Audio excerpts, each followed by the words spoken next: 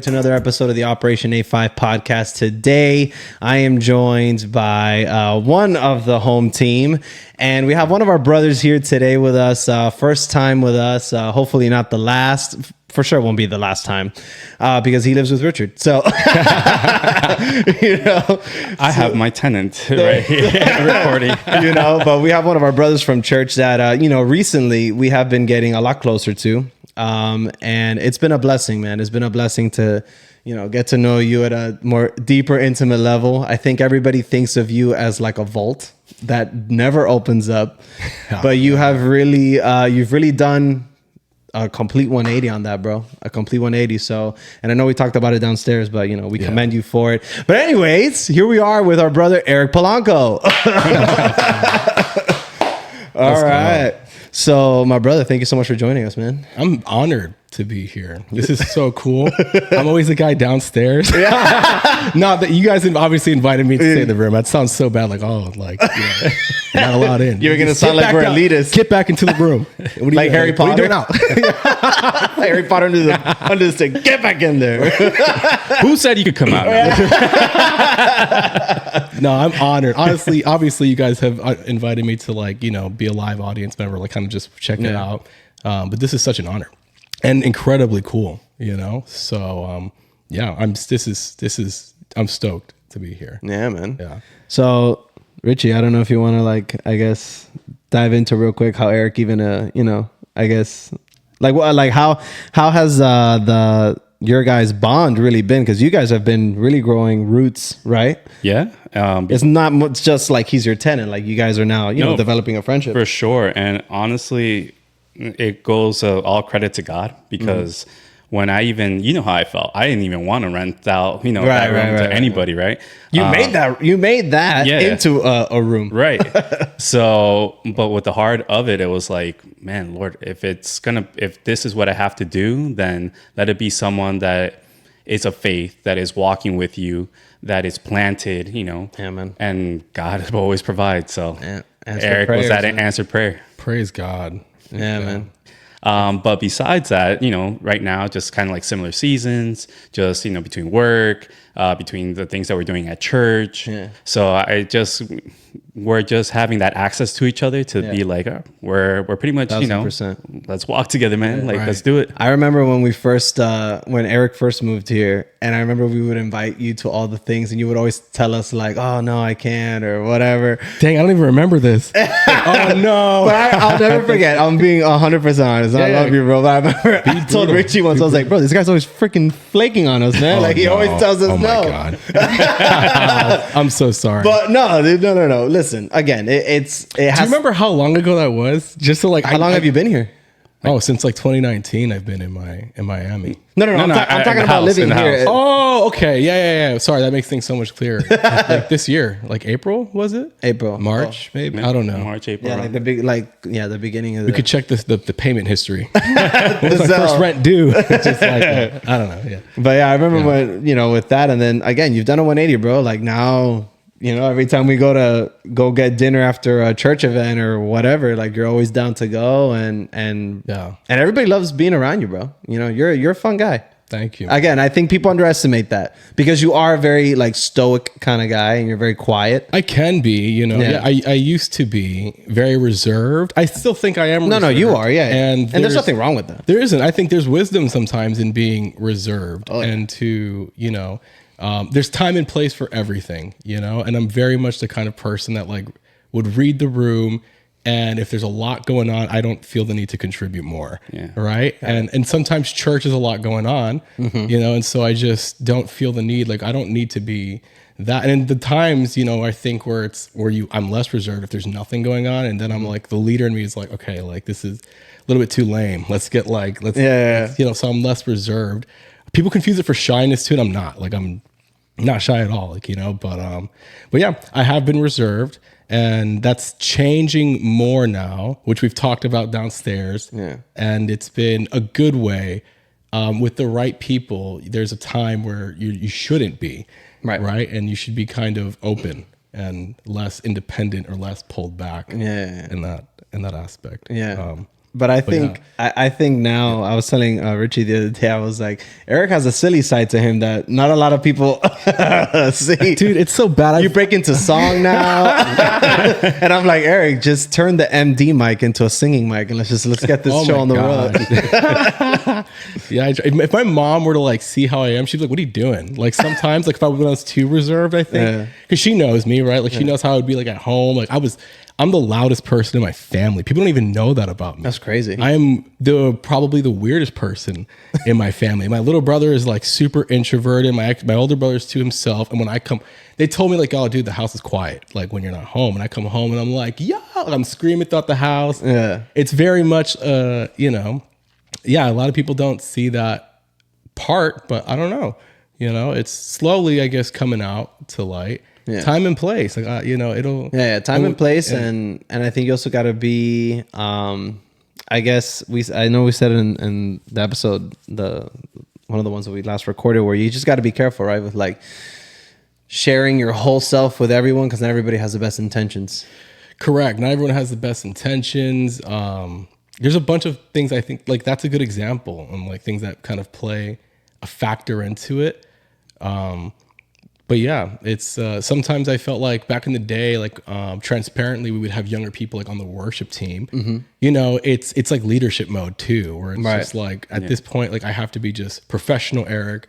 And because if I feed in a bad way, it's like leadership 101, it's distracting. They're going to lose focus. And all of a sudden it's too casual. It's like, hey, we have, you know, something, you know, a job to do, you know, here we're serving. I don't know. So there's, you know, different aspects, but 100%. But yeah, you know, but I love it. So, you know, kind of circling back, yeah, we have been hanging out more. And now that, you know, context, you're talking about like since I moved in, yeah, I made it a priority in my life to be around some type of group of friends. And you guys are that. Like everyone needs, you know, that community is really what it is. Right. A healthy, you know, for guys need their guys, you know, girls need their girls. It's just, you know, it's the blueprint for like being healthy. Mm-hmm. And I was lacking that. Right. You know. So what have you learned now that you have community? Like what are some things that you've realized now? Like, man, I was missing this. Yeah. I think it's, wow. You can dive into the spectrum of like what happens when you don't have community. I think I always say this, you're not you without us. And I always, you know, without community, you're truly not everything and who God designed you to be. You'll never get there because you need, and God designed you to be around community. Right. It pulls you kind of into that. It will bring that out of you in a healthy way. And then at the same time, you just need that outing. I don't care if you're introverted, extroverted. We were talking about this, Richie. Like it may look different and you may be tired quicker in a way, but when you have your people, it's a healthy thing that I can hang around, you know, other guys, mess around. It doesn't need to be deep. It does, you know, you can mess around, you can have fun, you can laugh, we can go shooting. Yeah. You know, you can have those moments. At the same time, there's opportunities where, you know, your guys will check up on you. Mm-hmm. They'll ask you questions. And even if you lie, if you're around them long enough, they can just know, like, okay. And we were talking about this too. It's like, okay, but like, dog, you don't sound convincing. Like, what's going on? That's the beauty of being around community. Being known in that way is just incredibly important. You have to be known, because then who's going to do that? Like the hard questions. Who's going to call you out when you're lying on the how are you doing? You know, like, and you're like, oh, I'm good or whatever. And you're like, okay. You know, like you need that. You need to be known. You know, it's incredibly important. And you also have to be pushed so the best version of you can finally come out. Yep. Yeah. So when you have brothers like that, again, I wore the patch on purpose. It's like iron sharpens iron. Yeah. So at the end of the day, I need people, you know, that are going to help me bring the best part of me out.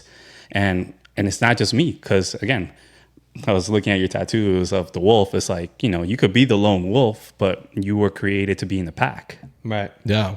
1000%. And I know, I think I had mentioned that when we were hanging out with Yule the other day. Shout out Yule. Shout out Yule. Miss you, Yule. Shout out to you. Yeah. You know, we were, I mentioned it to you that, you know, at some point, you know, the lone wolf has to find a pack, man, because if not, you just, you die out there, man. And the devil works in isolation. You know, and I think this is a perfect segue to kind of like what we were talking about, you know, downstairs, how you now see the gift, right, and the effectiveness of like being transparent and being vulnerable with your community. And you have such a great self-awareness. I know I told you that downstairs, but you have such a great self-awareness because you were like, man, I've been on that extreme of super closed off. Yeah. Didn't want to let anybody in. Not even my guys, like nobody, no girl, no guys, no family. Like no one's getting close to me. Like I don't want to open up to anybody. So you've been on that dark side and you've seen the effects of that. Yeah. So now that you're on the other side of things where you're like, man, I'm open to it. Like I want to be emotionally intimate with people. I want to give out and you say it best. You're like, you're taking a risk. Yeah. It's 100%. That's the word vulnerability is like I'm exposed, you know, I'm at risk. And I shared this, you know, just going into that, I shared this with you guys already with Yule that day outside Apocalypse Barbecue. You know, great time. Shout out Apocalypse. They can sponsor us one day. Absolutely. or just, you know, invite us for some free food. You know? There you go. Right. We just get to have the cornbread skulls every episode. That's it. You know, free promo Apocalypse Barbecue right here for you. So, but no, like I've learned, and this is actually one of my, I believe it came out of, I was in therapy. And I have a phenomenal therapist, very Holy Spirit driven. And also very challenging and exhausting at the end of it because it's just like it's not a walk in the park, you know, being challenged emotionally and even spiritually. Yeah. It might have come out of there, but I had a revelation of vulnerability because at least for men, I think humans, anybody, but for sure men, we struggle with the idea of being vulnerable because we perceive like I talked about it this way, like when we have a physical threat, what do? Guards are up. You know, and if it's if it's actually life threatening, you retreat. Right. You know, you take up another position, and whatever you're going to do, you're not going to die. Fight or flight, your guard is up. We do the same thing. We don't realize it when it comes to a perceived emotional threat, and that's great, you know, for guarding your heart in a sense, but it doesn't bode well when you're trying to build intimacy or you're trying to be close with a friend. It actually is it's destructive, you know, and it's a perceived emotional threat.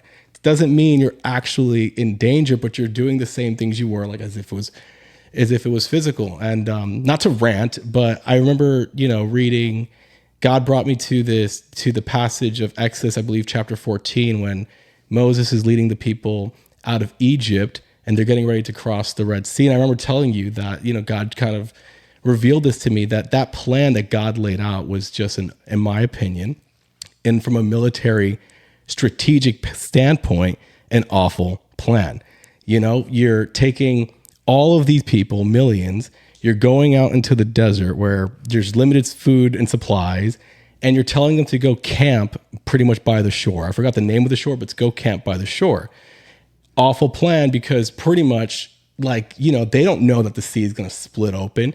We can't cross the shore. Essentially, you're telling us, go put your backs against the wall. So when the Egyptians come and chase after you, you're exposed, like, and you're surrounded easily. Yeah. And so what was God asking them to do? He's like, I'm asking you to be willing to be vulnerable, right? And I'm putting you in a position where it's risky, like, you know, and of course the Egyptians came, and this is where God kind of revealed it to me. We know the story, how it goes. He parts the sea. They travel through, they do the miracle. By the way, when they see the Egyptians, they panic. That's what we do when we're vulnerable. Right. Oh, I should have stayed. You know, it was almost better to be enslaved than to be in this position of vulnerability. But we go through, you know, God kind of paints it beautifully. They cross the Red Sea. Those that were their people made it across. Those that were not their people did not, you know? And I think that's what vulnerability really does is some people make it across. Those that are not, you know, that are after you or just not supposed to be there, God will close that sea. Maybe it's your heart or whatever, but their freedom came from their willingness to be vulnerable is my huge rant. It's just done. Their freedom came from that willingness to be vulnerable. Camp on the shore. Dude, that was so good. Yeah. And you know, that's a sermon one day, but people are going to hear it now. It's a podcast now. Yeah. No, dude, that was great. And I love what you said.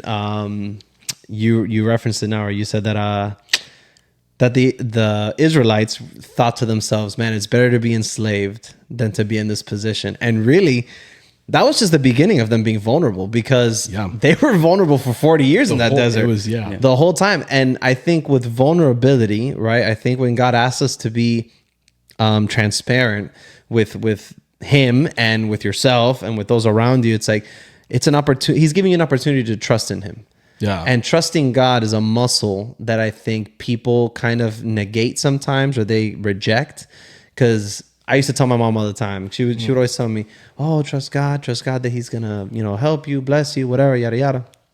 And, when I'm starting in my faith, I was like, how can I trust a dude that I can't see, bro? Yeah. I can't see him. I can't touch him. He doesn't talk to me like audibly. Yeah. Like, how do I trust a guy I don't know? And I remember, it took time. It took time to trust him. And what I learned, right, the way that I've learned to trust God, and now, I'm in a situation, you guys know my situation, that I have to trust God. I'm like, well, where do I go from here? I made a decision, and I'm like, time's running out, Lord. I need you to provide. I need you to open the door somewhere. And even with that, like, be honest with the people, it's like, even in that situation, it's like, what are you in lack of? Nothing. That's what I'm saying. Yeah. So thank you, because that's what I'm trying to get at. It's like, being vulnerable is an opportunity to trust God, because I'm in a position where, I'm currently not really working, right? So I need to trust God fully for provision, and I have really seen God, take the one single income that me and my wife are on right now, and he's multiplying that thing like he did with the fish and the bread, man. I'm not saying that, more money is coming in, but what I'm saying is that I don't know how. I don't know how.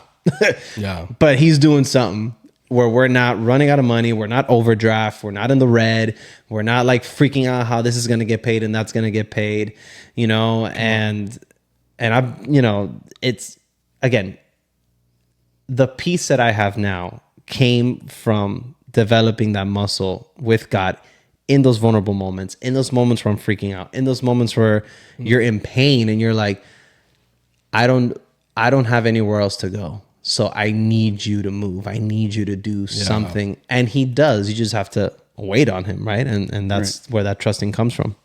That's good. Yeah. Did you want to share something? No, I mean, basically it was just that. It was in the season that you're on. It's at the end of the day, it's just trusting God, but you're in lack of nothing. Right. And even with that being said, he's using you in different capacities. Right. And if it's fair to say, you can, correct me if I'm wrong, but I think you have more peace than when you were working and everything that was going on in your life with all that. Compared to now. So, right. Yeah. No, 1,000%. 1,000%. I agree with that. And that's what I'm telling you. Like, there's always, trusting him always comes with a reward, and that reward is peace. And like I said, I feel like sometimes people reject that because they just don't want to go through that work. They don't want to go through that pain. Yeah. And it's work. It's like, it's nothing passive about it. There's nothing idle about it. You could be, in a waiting period. You could be in a unknown season, but there's nothing passive about it. It's work. You sometimes it's painful to confront things with God that, you want to confront, but that's also being vulnerable. Vulnerability, just it's a work that you have to put in, and but it's good. God wastes nothing. Even in the season that you're mentioning, he wastes nothing. It's awesome that God is still providing even in this season, for you, and it's and yeah, I think it's a testament of like what vulnerability can look like, right? And the work that it takes to stay vulnerable, right? So I want you to unpack something for me, because you said something downstairs that I was like, man, that is so good. You said that when you were going, when you were closed off and you were in that, like you were closed off, you didn't want to be emotionally intimate with people. You realized that if I'm battling something in my mind, it's going to come out in the physical, right? Yeah. So like if someone's being vulnerable with you and trying to be emotionally intimate with you, you're kind of like, ugh, you know, because it makes you uncomfortable because it's like, man, I'm not willing to do that. Quite literally. Yeah, it'll come out. It'll show. So can you like unpack a little bit of that for us, you know? Yeah. Let me think how to say this. I just, when you are, you know, when you're closed off and eventually something comes your way where you're struggling, you know, mental health comes your way or circumstances arise in your life, disappointment, expectation, you know, comparison, I don't know, whatever it may be that can flood into your mind that eventually drives you to be anxious, right? You go to war, and if you're not open to sharing that with someone, you kind of close off. You know, I think eventually when you close yourself off, what it does is you isolate and you put yourself into this hole where it becomes overwhelming to a point to let anyone in at that point because you've waited too long and now you feel like you're not understood. And it's I'm trying to figure out like the best way to say it. Sorry. But take your time. You're good. Yeah. To make a long story short, it does come out in the physical because what happens is if you're not emotionally open and you're not talking about things, you don't want to be near anyone or close to anyone at the same time. It's the truth. It'll come out in your relationships, your marriage, even in friendships, because there's a war going on up here and you automatically are distancing yourself emotionally is what you're doing from that person. How could you, you know, show any kind of, you know, physical presence, affection, or whatever you want to call it, you know, with that person? It comes out, you know? Yeah. I know Tim Ross, he says this, and it's something that it's so true because I lived it, right? And I told you that downstairs as well, that like, you know, I can relate to, you know, the season that you're in because I've made mistakes where being closed off definitely costed, you know, it came at a cost, right? It came at a price. And that cost was, you know, relationships, friendships. Man, I was so closed off, and it's so funny, man. God is, you know, he doesn't do coincidences.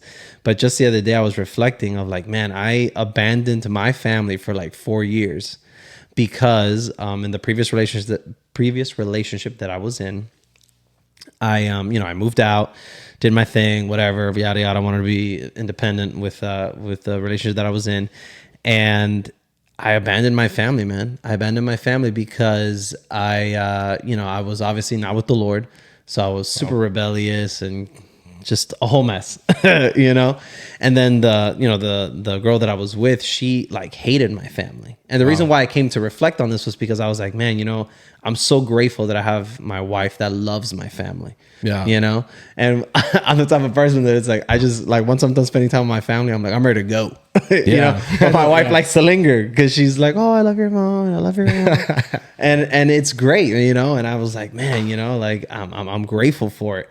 And God, you know, I was reflecting on that, and I feel like I was like, man, I turned my back on my family, and to look at where I am now, right? Like I have such an intimate relationship with my mom, you know, with like even my own, like my stepdad. Like I remember when I first met him, and my mom and him first got married. I wouldn't even call him my stepdad. I would call him, that's my mom's husband. Oh wow, that's Henry. You know, shout out Henry. Shout out Henry. You know, like that's my mom's husband. Like I wouldn't even, because I didn't, you know, I don't know. It was just like so weird. Again, it's that where it's like in my mind I'm like super close. I don't want anybody to get close to me. No father figure, nothing. You know, because I had been damaged by my biological father. That I was like, I don't need any father figure getting close ever again to inflict any pain. Right. An intimacy on any level gets like destroyed. It's what happens when you refuse to be vulnerable. You rob you know, it's funny, even as you're saying that, it's so, you know, this just came to my mind and maybe it'll make sense as I go, but I'm going to just go with it. Go. You know, our lives are not our own. You know, God designed us, you know, in a specific way, and he created us, and it's a beautiful thing. You know, I think we really rob the world of who we are when we refuse to be vulnerable. You know, like God has designed us in a beautiful way. Like who you are is awesome, but you're not you, but like, you know, in general, like we get so careful and we get closed off for the risk of not getting hurt. because maybe at one point I've said this to you guys, like at one point it was too much to the other extreme where I was naive and I didn't guard my heart at all. Right. And I think that's an issue too. And I went to the other extreme where I was so closed off that I didn't let anyone in. And that's the other extreme that's also bad. But the problem with that is you really rob the world of who God made you to be. They deserve you. They deserve the real you, like the vulnerable, transparent you. I robbed so many, but you guys said it like, oh, we didn't know you had a side of this, or like that you rob people of the awesome parts that are you and that God made. Yeah, but like it's not, dog. but it's not yours. Yeah, but your life is not your own. Like, who are you to rob the world of what God made? Right. I think it's a sad thing. That's so convicting, bro. It is kind of convicting. Like, so even in our families, like, oh, I don't know, but like we're robbing our families of who we are.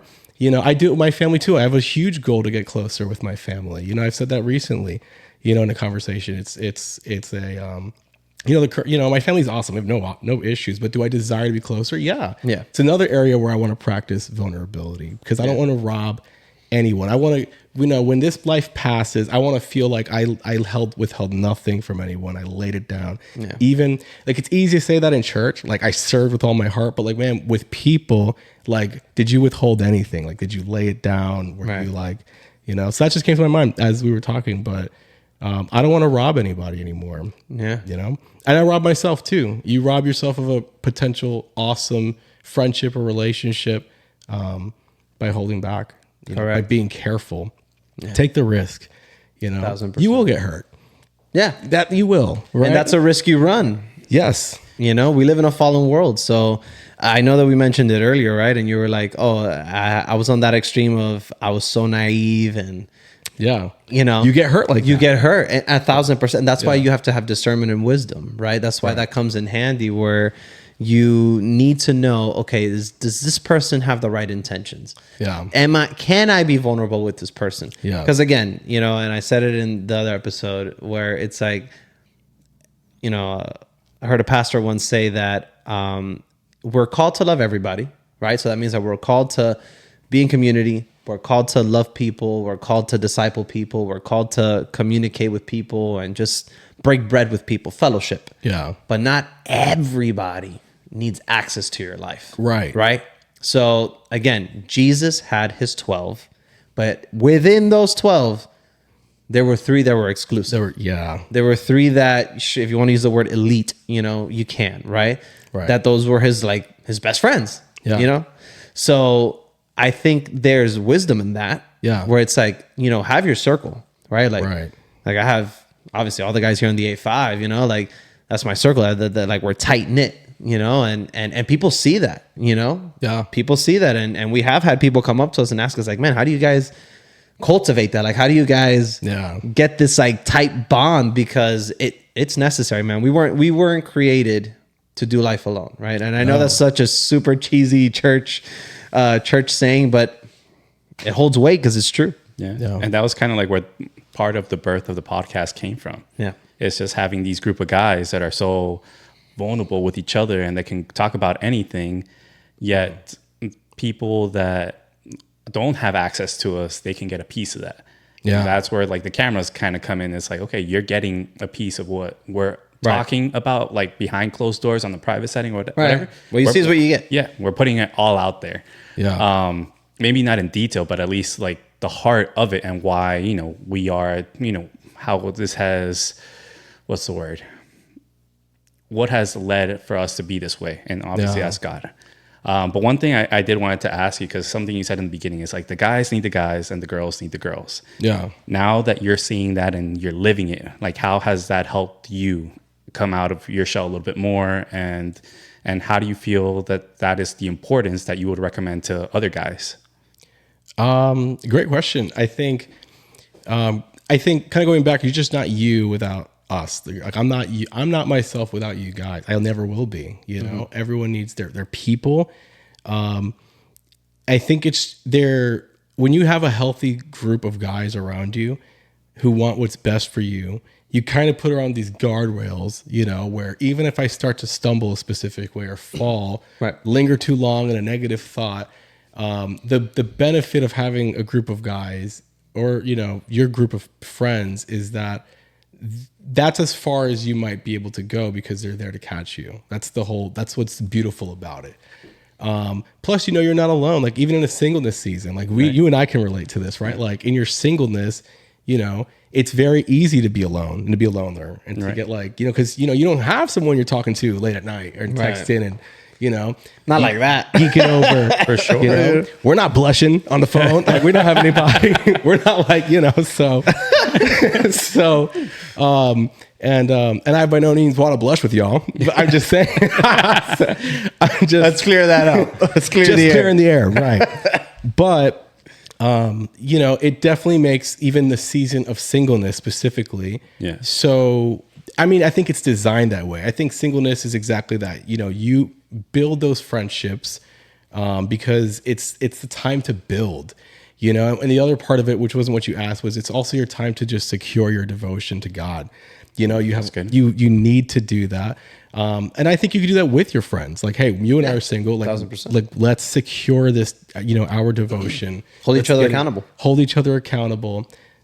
Those are the main things. And then the other thing that I think is so overlooked and downplayed, but I will, for my life, preach it and teach it is, man, we're meant to enjoy life and have fun.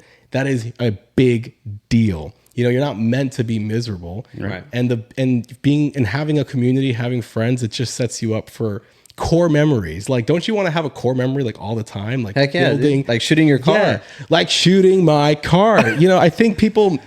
I'll even talk about that. Now it's in the podcast. Now we got to do it. Now we got to do it. I'm sorry to everyone. Not everyone can shoot my car. For the record, I'm trying to talk him out of it, but No, why he wants to to do that? Let's shoot that car, Just man. context. I'm gonna buy a car. We're just. You know how I told Eric this. You know how when a horse is no longer viable, Oh my god. you take it out behind the barn, and It's a you're mercy like, kill. I'm so sorry, Seabiscuit, and then We're gonna do a farewell party, maybe. There you go. If it happens, like so, my car it has a lot of damage. There's things wrong with it. In the scenario that I can't find someone or a company to give me good money for it, like if you're like, here's $500 to me, 500. And this is not trying to be insensitive to anyone that struggles with money, I don't by no means have made it, Right. but that's going to take off like what, $20 off of my financed new car. Right. It's not worth it. Yeah. Building a core memory for me means so much more to me. And setting that up for even you guys and for our friends, because that is way more impactful for me in my life. Because it's so funny you brought that up, because having fun and making life worthwhile should be a value of everyone who lives life. Make it worthwhile. Have the core memory, because 10 years down the line I might really regret, like, why didn't I just do that day? But when we do it, all of us will forever talk about it. It'll be so impactful in the best way. We will all share that moment together. And tomorrow's not promised. It's like, just shoot the car, And for the record, I am hoping there's a glimmer like of hope in me that it blows up. he wants to shoot the gas tank, guys. Yeah. So it might be a farewell party. I don't know. It depends. There's so many details, and I might not shoot it. Like, obviously, I'm going to be financially responsible if someone gives me a lot of money for it. Yeah. I have to be very prayerful about it. I've even talked about it with the Lord. I'm so serious. Like, God, I don't want to trip out and dishonor what you gave me, because He gave me that car. I'm not gonna, but it might happen. We'll see. That's remaining to be seen. Right. Catch the next episode and maybe exactly. We'll give you an update in a few episodes. We'll give you an update. Hey, we'll put it on Instagram. It is what it is. Yeah. But I was gonna say, as you were saying, I'm so sorry, you made me laugh. you good? As you were saying, Eric, that you were like, man, we're meant to just live life, right, and have fun. And in Ecclesiastes in chapter 2, it talks about the futility of work, right? And, yes. The first verse says, verse 18 of chapter 2 says, I came to hate all my hard work here on earth, for I must leave to others everything I have earned. Obviously, you read that, you're like, that's a little dark. But then when you scroll down to verse 24, it says, so I decided there is nothing better than to enjoy food and drink and to find satisfaction in all my work. Then I realized that these pleasures are from the hand of God. It is so true.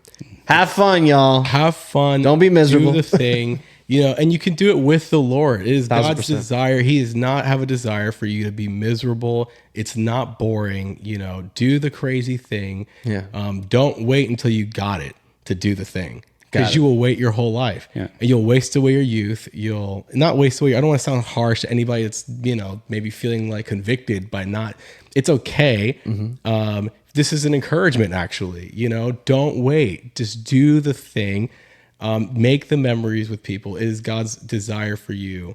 He will delight in it, that you would enjoy your life. That's the good part about having your guys and having your friends. You know, you can have those core memories and be impactful.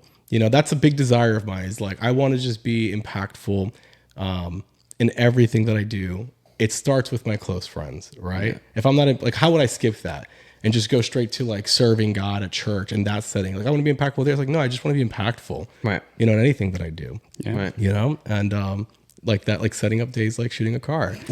And maybe next year it'll be something like, I don't know, something else. I don't know, you know, but Listen, we can find old tech everywhere and just shoot it up. no, yeah. We have a place where we can do it legally. Yeah. Come on. But That wasn't a joke.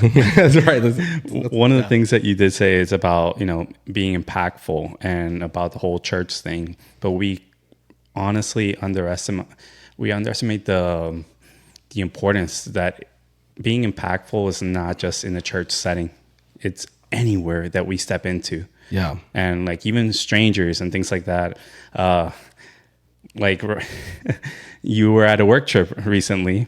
Yeah. And you know, you had a crazy story, but yeah. but at the end of the day, it's like, okay, you could still be you. You could still be like how God designed you to be, Right. even outside of church settings, in a whole different state. Yeah. Right.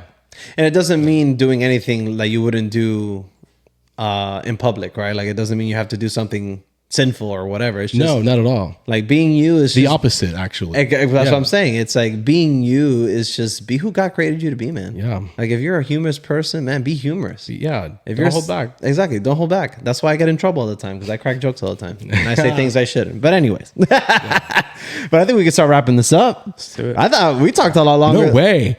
Really? Yeah. I feel like it's been like 5 minutes. Oh, man. Dang, that's crazy. Podcasting is time standstill sometimes. You're like, dang, we're 40 minutes deep, dude. Wow. That's like those other podcast guys. I won't plug them. Can I? Whatever. No, don't plug them. Don't plug them. no, That's competition, bro. Sorry. No wonder they're able to go like so quickly for a long time, though, and how you guys do it too. Like, Yeah. because this is my first podcast ever, and I realize now. Look at that. You know, hey, There you go. celebration. That's awesome. But quickly, it's funny how quick this flies by. I know. Wow. Sorry, didn't mean to. No, you're good, bro. You're good. Yeah. But alrighty, y'all. Well, Eric, my brother, thank you so much for joining us, dude. We love you, bro, and it was an honor to have you. And we know we'll have you back again.